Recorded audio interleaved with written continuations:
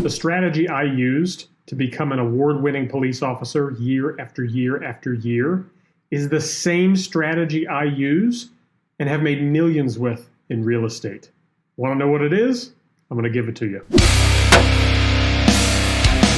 I'm Alex Brackey. I own the Valor Group and also run the Bulletproof Agent here. Today, I'm sharing with you the strategy that I used to become an award-winning police officer many years in a row. My numbers at the time were literally triple that of the next closest guy, and I use that same strategy now in real estate and have made millions with it. So here's what it is, and it comes with a story, guys, so bear with me. When I started in policing, I remember being asked at the time by a training officer. I wasn't even in the driver's seat yet of the police car. I was sitting in the passenger seat because this was like day one, right, in training.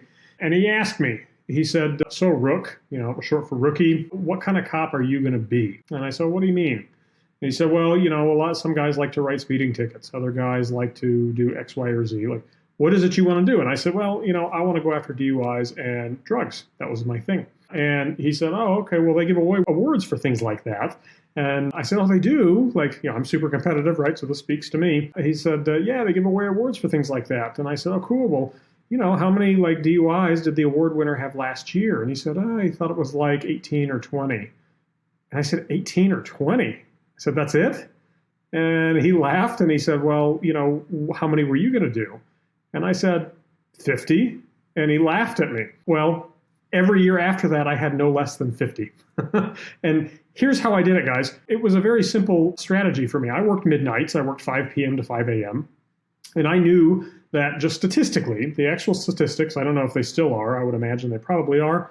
But the actual statistics at the time were between the hours of midnight and 3 a.m., 1 in 3 drivers was either drunk or high at the wheel. 1 in 3 drivers. And so I thought to myself, okay, cool. So that means if I make 10 traffic stops between the hours of midnight and 3 a.m., statistically, I have come into contact with 3 drivers that are either drunk or high. In my mind, I'm like, hey, I don't even need to be great at this job. I don't need to be perfect. All I need to do is be 1/3 good, right? Only be able to find one of those 3 that were drunk or high. And I end up taking an arrest to jail every single night. That was literally the strategy I used. And folks, they couldn't understand how I made so many arrests and my numbers were so high. And by the way, I had over a 99% conviction rate. So these weren't like BS arrests, like they were legitimate. And that's how I just worked it backwards. And guess what we do in business? We work it backwards. If you know you want to sell, for instance, 10 houses a year, I'm just making up a number. We know that in the industry, if you're a brand new agent, maybe you don't know the script super well, you don't have your objection handlers down, oftentimes the number is 80 to 1. So you have to have 80 conversations for every 1 home you sell.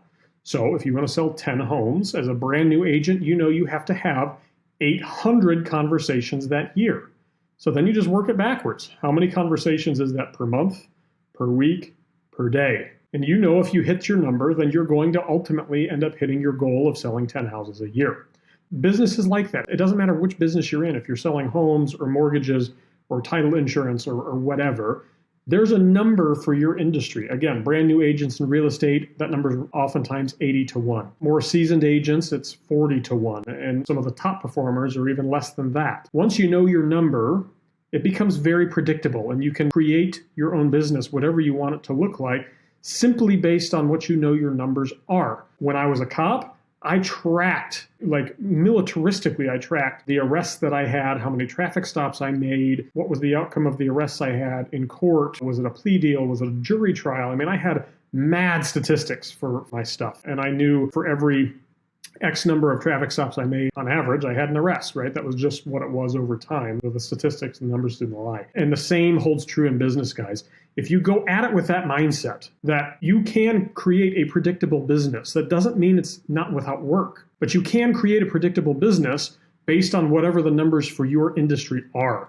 Your job is to find out what are the numbers on average, and then what are your numbers operationally within that business? If your numbers are higher or maybe worse than what the average is, you've got to hone in on better scripts, better dialogues, better objection handlers. You've got some work to do. But as you see that number fall, it's not 80 conversations to a sale, it's now 50, and then it's 40, and then it's 30, right? you're seeing your skill set get better and better, and you know you're onto something. That becomes a skill then you can transfer to other folks, teammates, and things like that. I know right now my number is about 17 and a half. We've got this pretty finely tuned. Guys, it worked as a cop. It works in business. If you need help finding your number, please reach out. I'd be happy to help. It's something I love doing, is creating new business, helping new folks get started in theirs, and I'd love to help you.